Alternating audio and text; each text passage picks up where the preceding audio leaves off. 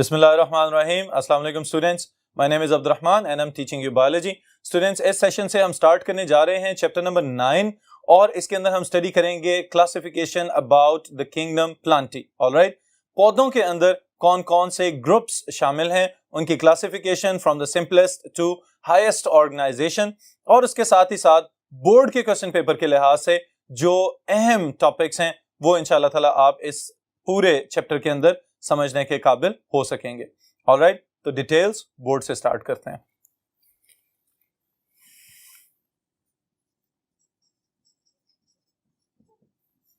Alright students, this is about the kingdom Plantae.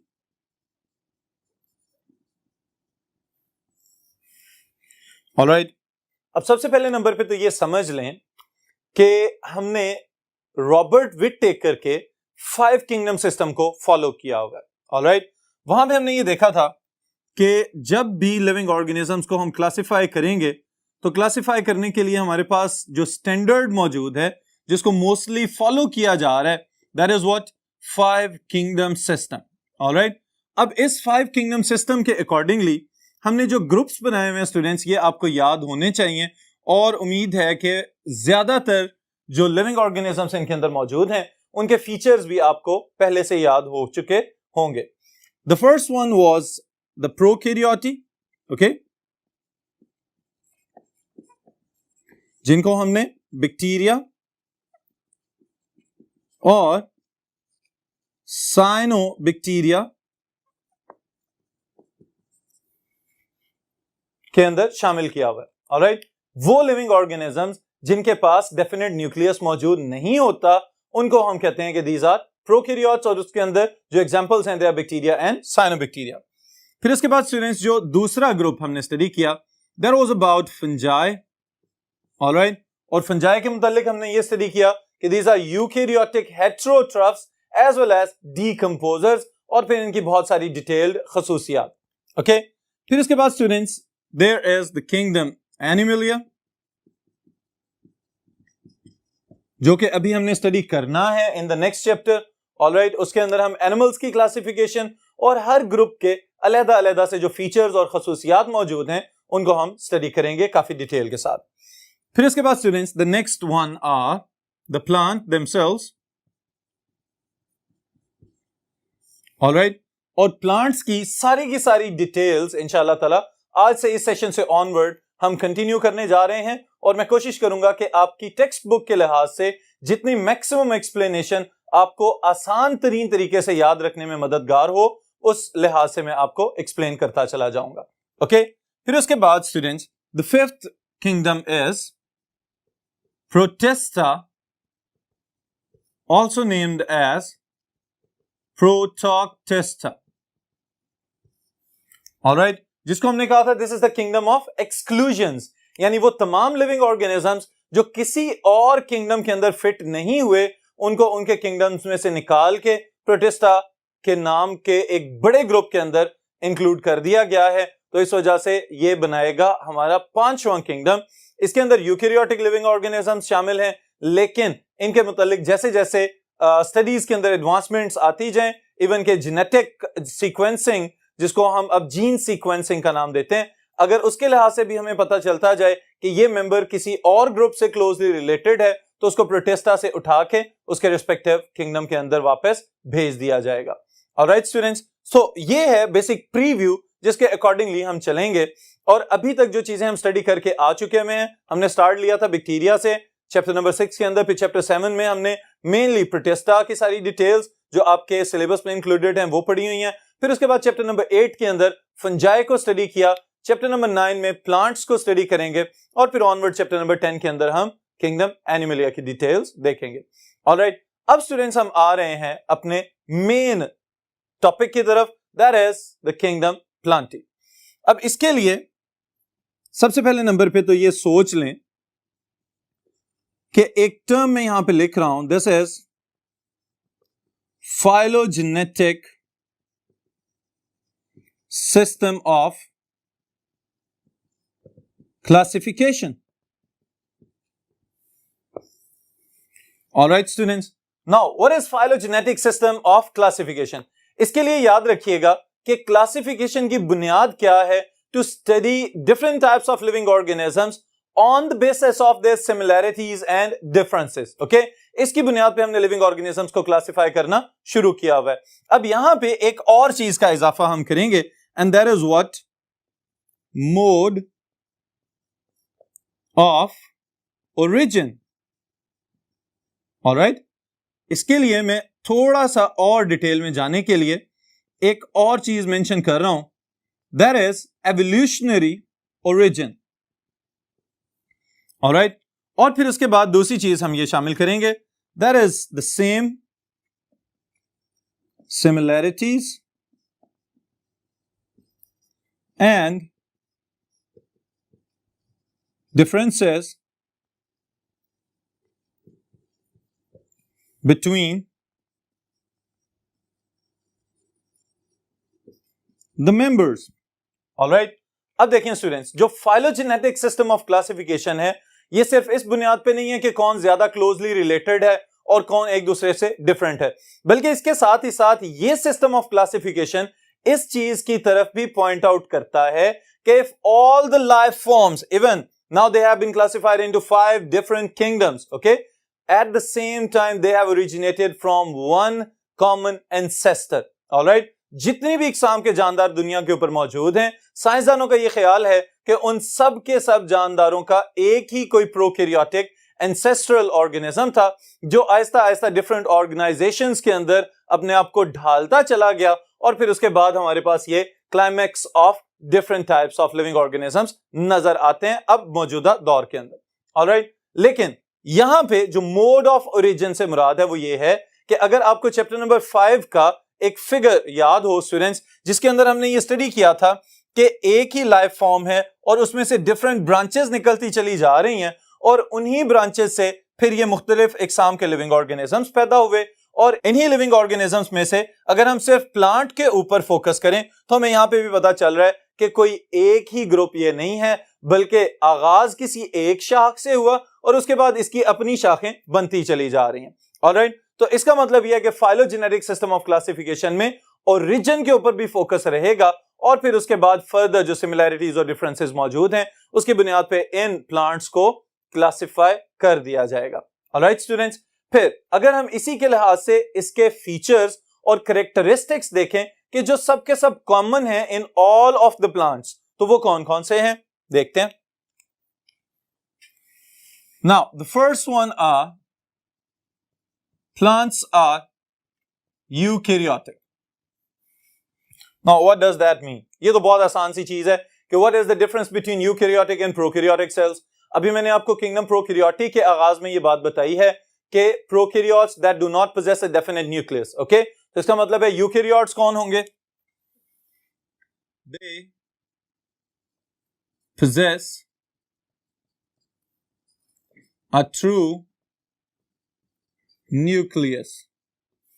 All right, definite nucleus है इनके पास, जिसके अंदर न्यूक्लियर एनवेलप और genetic material there is present. Okay, और genetic material is enclosed within a nuclear envelope और nuclear membrane. Alright, फिर उसके बाद स्टूडेंट्स जो सेकंड फीचर हम यहां पे शामिल कर सकते हैं, that is they are multi cellular. इसका मतलब क्या है कि they contain more than 2 cells, that's why they are multi cellular. Okay, इसको दूसरे तरीके से अगर लिखें तो made up of many sales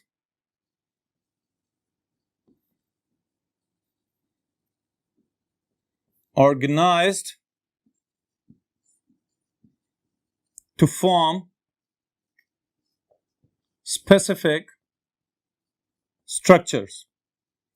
All right students, यहां पे मैं इस वजह से मेंशन नहीं कर रहा कि कौन कौन से स्ट्रक्चर्स हैं, क्योंकि जो लोअर प्लांट्स हैं, जो नॉन वेस्कुलर प्लांट्स जिनको हम कहते हैं, उनके अंदर true leaves, true stem, true roots वगैरह एब्सेंट होती हैं, लेकिन जो हायर और कम्प्लेक्स प्लांट्स हैं उनके अंदर ये सब स्ट्रक्चर्स स्पेशलाइज्ड फॉर्म में मौजूद भी होते हैं और अपना काम भी कर रहे होते हैं। ऑलराइट, फिर उसके बाद स्टूडेंट्स हम एक और चीज प्लांट्स से रिलेटेड मेंशन कर सकते हैं, that is they are non motile.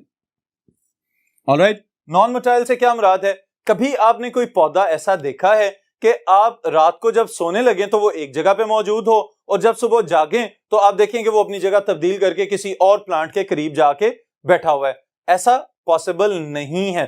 क्यों पॉसिबल नहीं है? क्योंकि the plants they are non motile, they have to anchor their bodies within the soil with their roots. Alright, तो पौधे अपनी जगह तब्दील नहीं करते, इस वजह से हम ये कहते हैं कि they are non motile, they can not move from one place to another. All right, cannot move from one place to another. All right students, ये भी इनका एक इंपॉर्टेंट फीचर है। फिर उसके बाद हम ये मेंशन कर सकते हैं कि they possess cell wall made up of cellulose. All right students, इनके पास सेल वॉल मौजूद है, फंजाई के पास भी मौजूद है, बैक्टीरिया के पास भी मौजूद है, लेकिन स्पेशलिटी हमने क्या लिखी है यहाँ पे कि इनकी सेल वॉल सेलुलोज पे मुश्तमिल है। And what is the purest form of cellulose? इसका जवाब सोचें जरा, मैं आपको थोड़ी देर के बाद बताता हूँ। Alright, then we have to write the most significant feature, that is the plants they are autotrophic according to their mode of nutrition. All right, they possess autotrophic mode of nutrition, यानी कि वो पौधे, वो living organisms जो अपनी खुराक खुद तैयार कर सकते हैं, they are known as autotrophs and their mode of nutrition is known as autotrophic mode of nutrition. All right students, तो यही चीज हम यहाँ पे मेंशन करने जा रहे हैं। They can prepare their own food by photosynthesis. All right, photosynthesis के अमल में क्या होता है? कार्बन डाइऑक्साइड हवा से जज़ब करेंगे, पानी सॉइल से जज़ब करेंगे और फिर उसके बाद क्लोरोफिल की मौजूदगी में क्या किया जाएगा? These inorganic raw substances they will be converted into organic molecule that is glucose. Glucose बना दिया जाएगा। Alright students, so carbon dioxide और वाटर को कंबाइन करके ग्लूकोज बनाया जाएगा और यहीं से इनकी अहमियत का आगाज होता है कि पौधे ना सिर्फ अपने लिए खुराक तैयार कर रहे हैं बल्कि साथ ही साथ all of the ecosystem is dependent on their autotrophic mode of nutrition because the plants they are the producers of this planet. All right, ना सिर्फ ये कि खुराक बना के दे रहे हैं बल्कि साथ ही साथ फोटोसिंथेसिस के अमल में जो ऑक्सीजन पैदा हो रही है वो भी हमारे लिए एक प्लस पॉइंट है कि ये ऑक्सीजन हम सांस के जरिए अंदर लेके जाते हैं और इसकी मदद से बहुत सारे मेटाबॉलिक रिएक्शंस जो हैं वो हमारी बॉडीज के अंदर कंट्रोल किए जा रहे होते हैं। ऑलराइट स्टूडेंट्स, फिर उसके बाद अगर एक मल्टीपल चॉइस क्वेश्चन की तरफ आपकी नजर जाए तो ये जरूर याद रखिएगा कि how many species of plants have been discovered so far, तो तकरीबन 3,60,000 स्पीशीज जो हैं पौधों की have been discovered until now. Okay, ये आपकी बुक का फिगर है और मल्टीपल चॉइस क्वेश्चन के लिए अहम है। ऑलराइट स्टूडेंट्स, अब ये तो पौधों की तादाद हमने यहां पे मेंशन कर दी है, लेकिन अगर हम प्लांट्स को स्टडी करना चाहें तो क्या ये पॉसिबल है कि सारी जमीन के पौधों को एक ही वक्त में हम एक ही जगह पे स्टडी कर सकें? That is almost impossible. All right, तो उसके लिए क्या किया जाएगा? Now we have to classify the plants on the basis of their similarities and differences, और वक्त गुजरने के साथ साथ evolutionary origins को भी स्टडी किया जाएगा और उसके साथ ही साथ अब जो लेटेस्ट नॉलेज हमारे पास अभी तक मौजूद है that is the gene sequencing, हम उसके न्यूक्लियोटाइड्स की तरतीब की बुनियाद पे भी पौधों के सिमिलैरिटीज और डिफरेंसेस को स्टडी कर सकते हैं। तो इन तमाम चीजों को, इन तमाम टूल्स को इस्तेमाल करते हुए the plants have been divided into different groups, जिसमें से सबसे पहली जो क्लासिफिकेशन है, जो बेसिक क्लासिफिकेशन है, वो क्या है कि the plants have been divided into 2 major groups. Alright, और वो कौन से हैं इनको भी देख लें।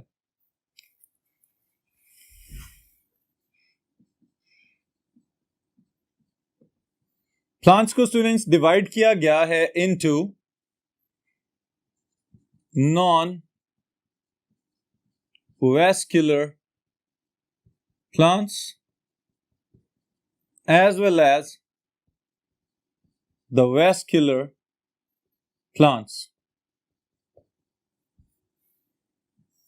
All right students, अब ये जो non-vascular plants और vascular plants हैं, what is the difference between these two groups? Okay, उसके लिए पहले मैं ये बताता हूं आपको, वो वाले पौधे जो बिल्कुल सिंपल स्ट्रक्चर्स पे मुश्तमिल हैं, अगर हम इनको गौर से देखें तो इनके स्टेम और लीव्स और इस तरह से रूट्स पहले नंबर पे तो स्पेशलाइज नजर ही नहीं आ रहे। फिर उसके बाद इनके दरमियान में कोई vascular tissue like the xylem and the phloem, it is also known as the compound tissue of the plants, ये मौजूद नहीं होते। जाइलम और फ्लोएम के बगैर जितने पौधे हैं they are known as non vascular plants. Okay, on the other side जितने भी प्लांट्स हमें नजर आते हैं they are highly complex and the mode of transportation of water and food that is through the xylem and the phloem. तो वो वाले पौधे जिनके पास xylem और phloem मौजूद है they are known as vascular tissues, और वो वाले पौधे जिनके पास xylem और phloem मौजूद नहीं है they are known as non-vascular plants. अब स्टूडेंट्स इसको हम डिवाइड कर लेते हैं मजीद फर्दर क्लासेस के अंदर, और ये डिवीजन ही काफी नहीं है बल्कि इनके फर्दर जो सब क्लासेस और सब फाइला वगैरह बनाए गए हैं उनको भी हम काफी डिटेल से इस पूरे चैप्टर के अंदर एक मखसूस सीक्वेंस के अंदर स्टडी करेंगे। ऑलराइट, तो इनके जो सबसे पहले नंबर पे टेक्निकल नाम आप याद रखेंगे, the non vascular plants they are generally known as bryophytes, alright, and the vascular plants they are generally known as tracheophytes. Alright, bryophytes वो पौधे जिनको हम लोअर प्लांट्स भी कहते हैं क्योंकि इनके अंदर वैस्कुलर टिश्यूज मौजूद नहीं है, और ट्रेकियोफाइट्स, ट्रेकियरी एलिमेंट्स और ट्रेकीड्स वगैरह इनके रेफरेंस की वजह से इनका ये नाम रखा गया है। फाइट की टर्म जहां पे भी आएगी याद रखिएगा प्लांट्स की बात हो रही है। Alright, so phytes are related to the plants. अब फिर उसके बाद स्टूडेंट्स ये जो ट्रेकियोफाइट्स हैं और ब्रायोफाइट्स हैं they have been further divided into different classes, और ये क्लासेस कौन कौन सी हैं? ब्रायोफाइट्स में further Hepaticopsida, all right, then is Maasai or mosses, then is Anthoceropsida. all right students, अब ये जो हमने डिफरेंट ग्रुप्स फर्दर बना दिए हैं, हर एक ग्रुप के अंदर अलहदा अलहदा सेट ऑफ कैरेक्टरिस्टिक्स मौजूद है जो हम डिटेल से स्टडी करेंगे इस चैप्टर के अंदर। ऑलराइट, फिर इसी तरह students on the other side tracheophytes के अंदर अगर देखें तो they are also divided into different groups like psilopsida, lycopsida, sphenopsida, pteropsida, और फिर उसके बाद फर्न्स की बारी आ जाती है, और फर्न्स में फिलेसनी और जिम्नोस्पर्मी फर्दर और एंजियोस्पर्मी, ये अलग अलग से क्लासेस वगैरह बना दी गई हैं। इन सब चीजों को हम वन बाय वन इस चैप्टर के अंदर एक्सप्लेन करते चले जाएंगे, और फिर उसके बाद इंशाल्लाह एट द एंड आप लोगों को काफी सारी चीजें समझ में आ जाएंगी। ऑलराइट, इस सेशन को स्टूडेंट्स यहीं पे हम खत्म कर रहे हैं, फिर इंशाल्लाह ताला नेक्स्ट सेशन में नेक्स्ट टॉपिक के साथ मुलाकात होगी। बिस्मिल्लाहिर्रहमानिर्रहीम, अस्सलाम वालेकुम students, my name is Abdurrahman and I am teaching you biology. Students आज हम स्टार्ट करेंगे one of the important long questions of chapter number 9। It is about division bryophyta. Bryophytes के क्या क्या जनरल कैरेक्टर्स हैं, बाकी तमाम क्लासेस के अंदर जो कॉमन फीचर्स इनके पाए जाते हैं, इन सबको आज हम एनलिस्ट करते हैं यहाँ पे और स्टडी करेंगे in perspective of a long question, और जितने पॉसिबल शॉर्ट क्वेश्चंस बन सकते हैं वो भी मैं आपको बताता जाऊंगा। तो डिटेल्स बोर्ड पे देखते हैं। Alright, in this session we will talk about the bryophytes,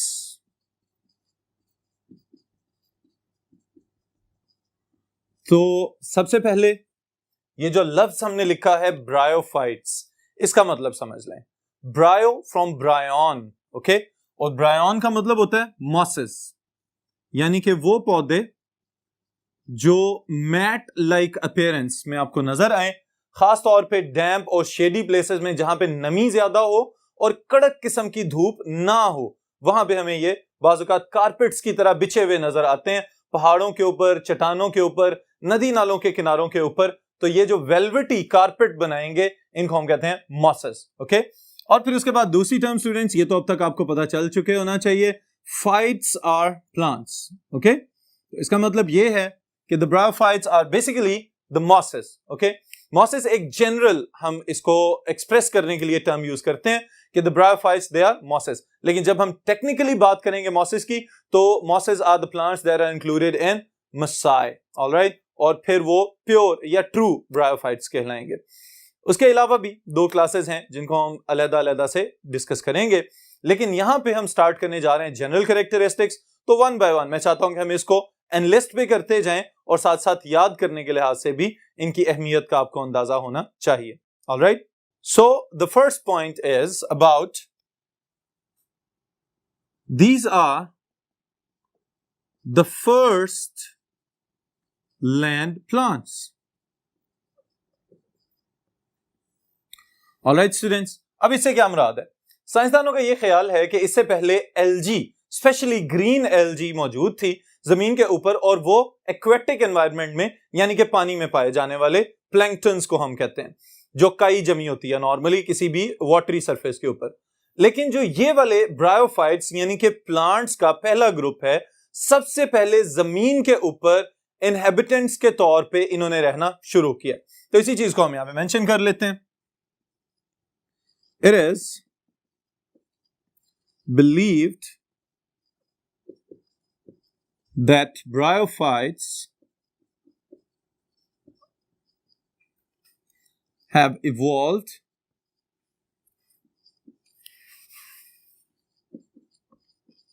from green algae and themselves bryophytes are the first land plants.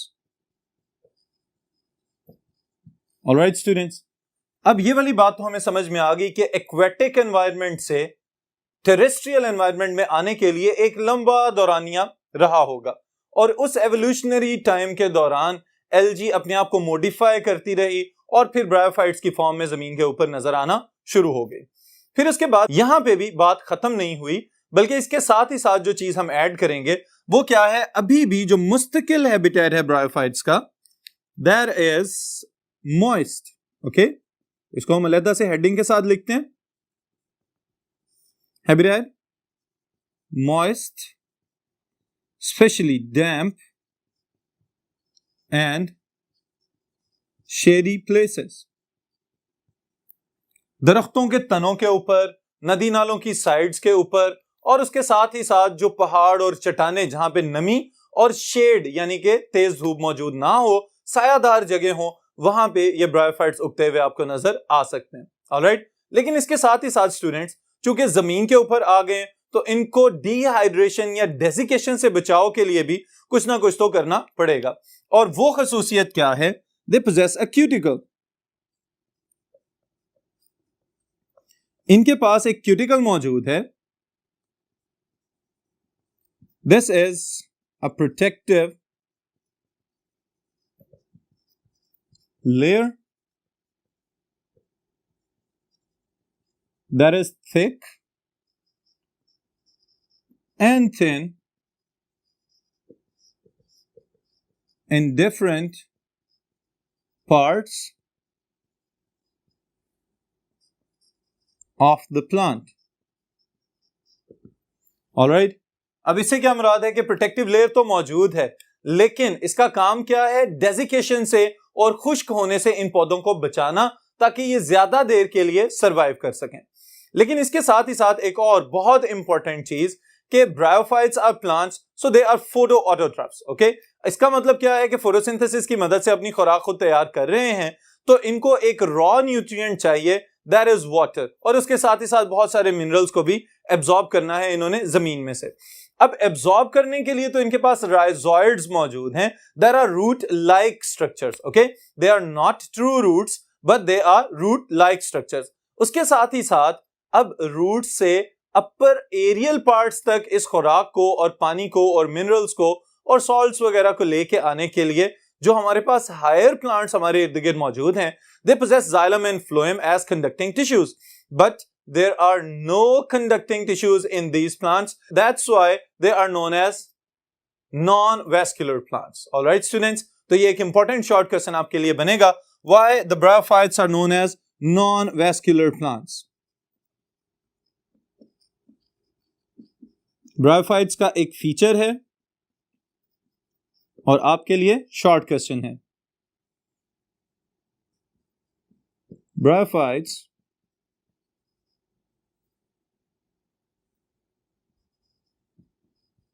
lack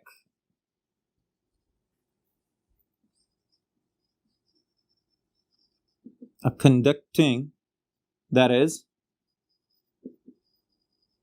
xylem influence, as well as strengthening tissue. All right? इनके पास कोई इस तरह का tissue मौजूद नहीं है कि जो नमकियात और पानी को जमीन में से एब्जॉर्ब होने के बाद अपर पार्ट्स तक लेके जाए, या फिर ऐसा हो कि इनके सॉफ्ट प्लांट पार्ट्स को वुडी या स्ट्रॉन्ग पार्ट्स में कन्वर्ट कर दे. Alright, so that's why they are generally known as the non vascular plants. Okay, और इनके लिए एक और टर्म भी स्टूडेंट्स याद आप रखेंगे, दैट इज थैलोफाइट्स. ओके, और थैलोफाइट्स क्यों कहते हैं इनको? Because they have a thallus like body. और थैलस क्या चीज है? It is another short question, इसको मैं यहां पे डिफाइन कर रहा हूं. What is thallus? The plant body that cannot be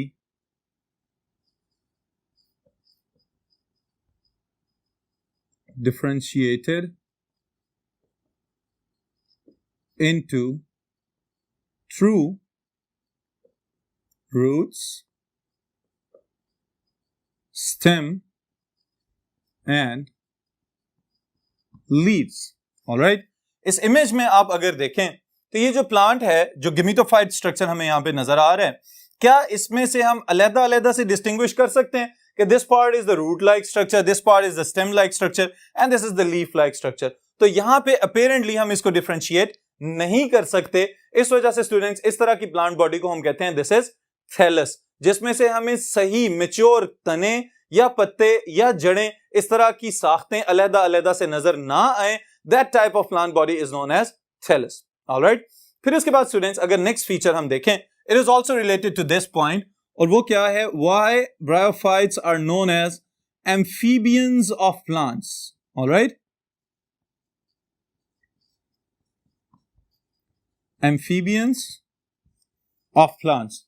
अब एम्फीबियंस की टर्म सुनते ही आपके जहन में एक मखसूस किस्म का एनिमल आना चाहिए, and that is frog. Okay, frogs, toads and salamanders, they are amphibians. और एम्फीबियंस इनको क्यों कहते हैं स्टूडेंट्स? याद रखिएगा, because they have a dual mode of life.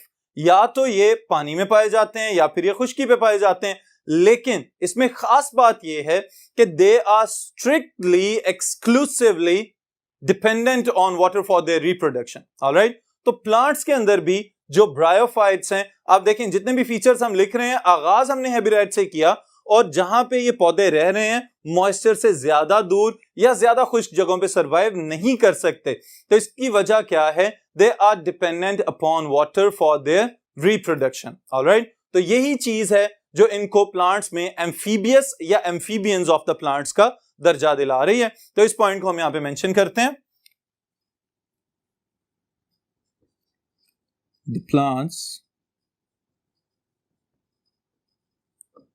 that live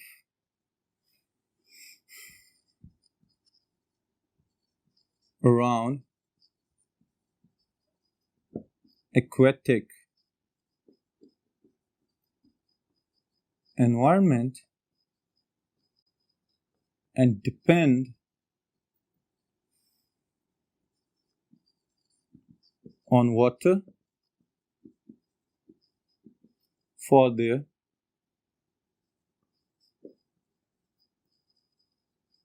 reproduction, especially sexual reproduction.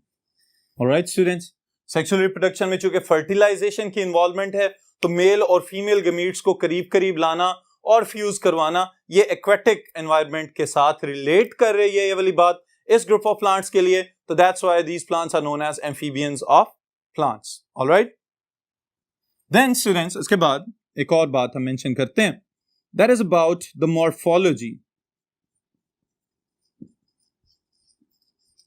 Of plants. What is morphology?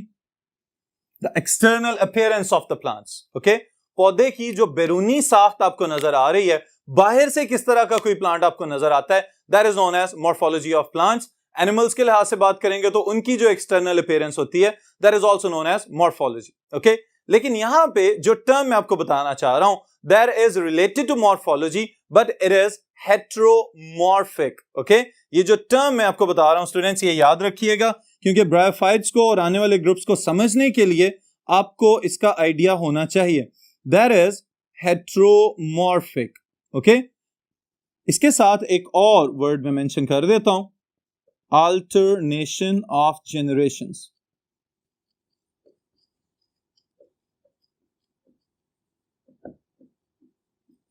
Alright students, अब देखें heteromorphic, hetero different, Morphy morphology से निकला है शेप्स।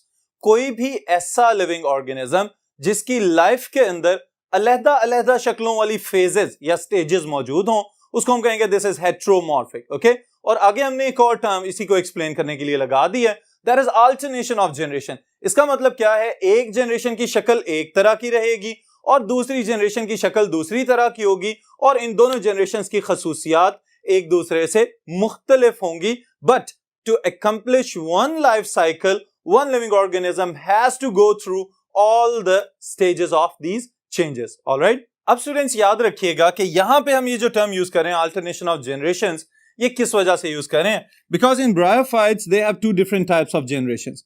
एक जनरेशन जिसको हम कहते हैं gametophyte generation,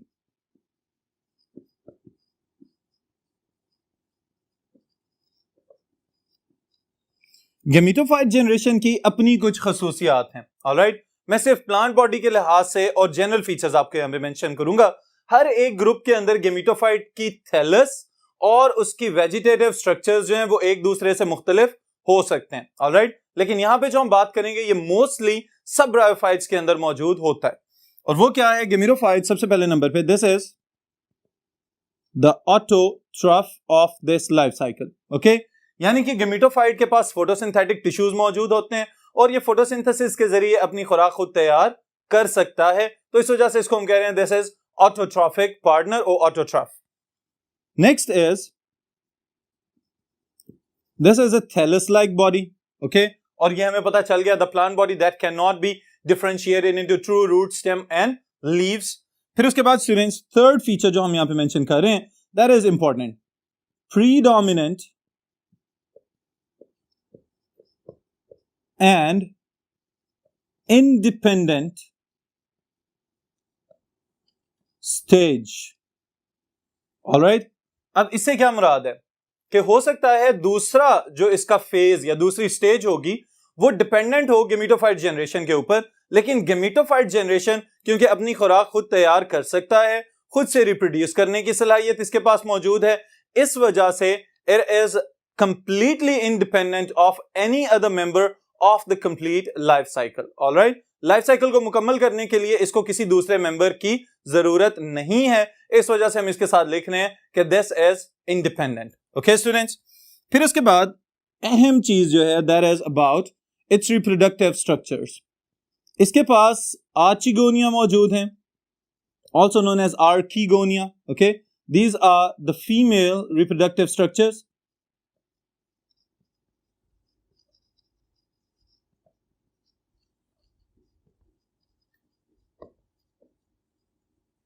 Then are Antheridia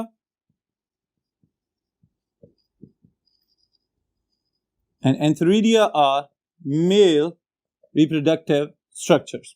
Alright students, अब देखें Antheridia और Archegonia ये आपको नजर कहां पे आएंगे? गेमिरोफाइट जनरेशन के अंदर। वही स्ट्रक्चर जिसको अभी हमने थैलस कहा था, इसी थैलस के अंदर समटाइम्स सरफेस के बिल्कुल करीब सुपरफिशियल टिश्यू के ऊपर और sometimes in different members embedded inside the thallus हमें नजर आ सकते हैं खास किस्म के रिप्रोडक्टिव स्ट्रक्चर्स जिनमें मौजूद हैं एंथ्रीडिया और archegonia, and these are the male and female reproductive structures of the gametophyte generation. इनके अंदर गेमीट्स प्रोड्यूस किए जाएंगे और फिर वो गेमीट्स जो हैं उनकी फ्यूजन या उनके मिल जाने से फर्टिलाइजेशन का अमल होगा और फिर वहां से दूसरी जनरेशन का आगाज होगा, and the other one is sporophyte generation. So second generation is sporophyte. तो अब याद रखिएगा पहली बात तो ये कि the sporophyte is produced by the fertilisation of gametes. तो गेमीट्स कहां से आए? गेमीटोफाइट से। गेमीटोफाइट जनरेशन ने स्पोरोफाइट जनरेशन को प्रोड्यूस किया है। और स्पोरोफाइट जनरेशन की स्ट्रक्चरल पहचान क्या है? याद रखिएगा, it's vegetative structure can be differentiated into foot, सीटा एंड कैप्सूल। ऑलराइट, और ये जो है it is dependent on gametophyte for nutrition.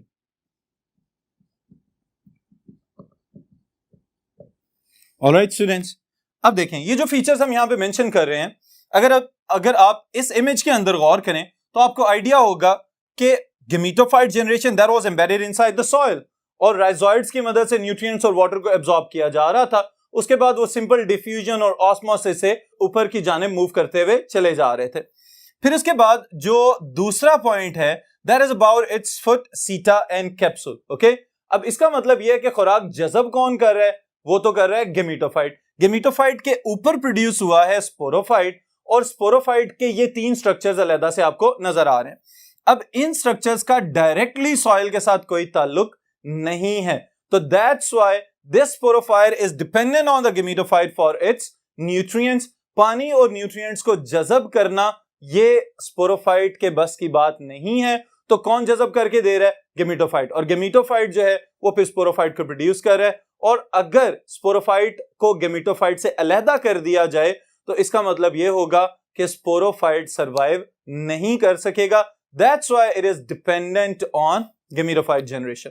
Alright students, तो अब यहां पे अगर आप गौर करें तो गेमीटोफाइट जनरेशन से प्रोड्यूस हुआ स्पोरोफाइट और स्पोरोफाइट जनरेशन वाला phase it is now depending upon the gametophyte, but sporophyte के अंदर क्या होता है कि वो फर्दर गेमीटोफाइट जनरेशन को दोबारा से प्रोड्यूस कर सके। ये भी मैं यहां पे मेंशन कर देता हूं, spores are produced by meiosis. Alright students, इसके स्पोरोगोनियम या कैप्सूल के अंदर स्पोर्स प्रोड्यूस किए जाते हैं मियोसिस के अमल के जरिए, और उन स्पोर्स के गिरने से फिर फर्दर अलग-अलग गेमीटोफाइट्स प्रोड्यूस हो सकते हैं। और गेमीटोफाइट्स के ऊपर एंथ्रीडिया और archegonia they can be present on the same plant, या ऐसा भी पॉसिबल है कि मेल गेमीटोफाइट अलहदा हो और फीमेल गेमीटोफाइट प्लांट अलहदा से बने, और फिर फर्दर उनकी फर्टिलाइजेशन होगी और ये प्रोसेस इसी तरह से कंटिन्यूअसली चलता चला जाएगा। ऑलराइट, तो gametophyte generation produces sporophyte and sporophyte generation produces spores which later on germinate to form another gametophyte generation, and the life cycle goes on like this. All right, लेकिन हम इसको इतनी आसानी से सिंपली यहीं पे खत्म नहीं होने देंगे। हम फर्दर इसके लाइफ साइकिल को थोड़ा सा और एलेबोरेट करते हैं, एक्सप्लेन करते हैं, और फिर उसके बाद जो है फर्दर हम आगे जो जनरल फीचर्स हैं उनको समराइज या कंक्लूड करेंगे।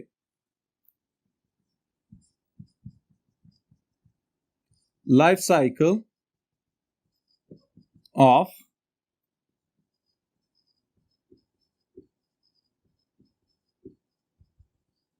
of bryophytes। जी स्टूडेंट्स, अब इस लाइफ साइकिल के अंदर मैं चाह रहा हूं कि हम इस सारी चीज को बड़े गौर से समझ लें कि स्टेप बाय स्टेप ये सारे प्रोसेसेस कैसे मुकम्मल किए जाते हैं। ओके, ऑलराइट, ओके स्टूडेंट्स, अब देखिएगा कि समझने के एतबार से सबसे पहले नंबर पे मैं ये चाहता हूं कि आप गेमीटोफाइट और स्पोरोफाइट जनरेशन का जेनेटिक मेकअप के लिहाज से एक पॉइंट याद रखें। The sporophyte generation is the diploid generation. Okay, जिसको हम 2n के साथ मेंशन करते हैं। And gametophyte generation is the haploid generation, जिसको हम खाली सिंगल n के साथ मेंशन करेंगे। ऑलराइट, तो सबसे पहले नंबर पे आपने अपने ज़हन में ये बात रख लेनी है।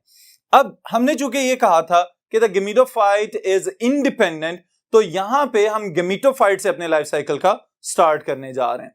ऑलराइट स्टूडेंट्स, याद रखिएगा the gametophyte body is thallus like body, और इस थैलस लाइक बॉडी के अंदर हमें यह पता चलता है कि इसके अंदर एक ही जगह पे भी मेल और फीमेल रिप्रोडक्टिव स्ट्रक्चर्स हो सकते हैं, और यह पॉसिबिलिटी है कि सेम प्लांट की डिफरेंट ब्रांचेस के ऊपर मेल और female reproductive structures, the male are antheridia, the female reproductive structures are archegonia, okay, produce किए जा सकते हैं।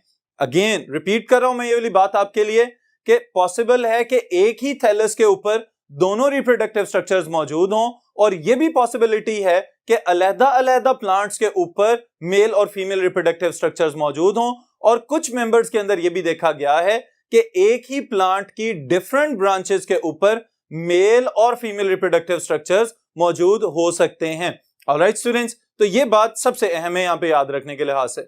ऑलराइट, अब देखें इस प्लांट के अंदर हमें नजर आ रहा है कि एक ही थैलस के ऊपर मेल और फीमेल रिप्रोडक्टिव स्ट्रक्चर्स अगर मौजूद हैं, तो इससे क्या होगा कि फर्टिलाइजेशन के लिए या सेक्सुअल रिप्रोडक्शन के लिए सहूलत हो जाएगी। But in the other case अगर ऐसा हो कि प्लांट के अंदर मेल रिप्रोडक्टिव स्ट्रक्चर्स एक अलहदा प्लांट के अंदर मौजूद हैं और जो फीमेल रिप्रोडक्टिव स्ट्रक्चर्स हैं वो किसी दूसरे प्लांट के अंदर मौजूद हैं, तो now they require water for their reproduction. Alright, इनको फर्टिलाइजेशन के लिए पानी की जरूरत है, और पानी की जरूरत है रिप्रोडक्शन के लिए, तो इसी वजह से हमने इनको कहा था amphibians of the plants. Alright students, अब देखें जी क्या होगा कि the male reproductive structure it produces numerous, बहुत ज्यादा तादाद में एंथीरोजॉइड्स यानी कि मेल स्पर्म्स प्रोड्यूस कर रहा है, और चूंकि गेमेटोफाइट खुद हैप्लॉइड था तो माइटोसिस के जरिए स्पर्म्स प्रोड्यूस किए जा रहे हैं, and these sperms are also haploid. Okay, फिर उसके बाद दूसरी तरफ देखें तो inside the female reproductive structure वहां पे एक ही नॉन मोटाइल एग प्रोड्यूस किया जा रहा है, that is present at the base of its archegonium. Okay,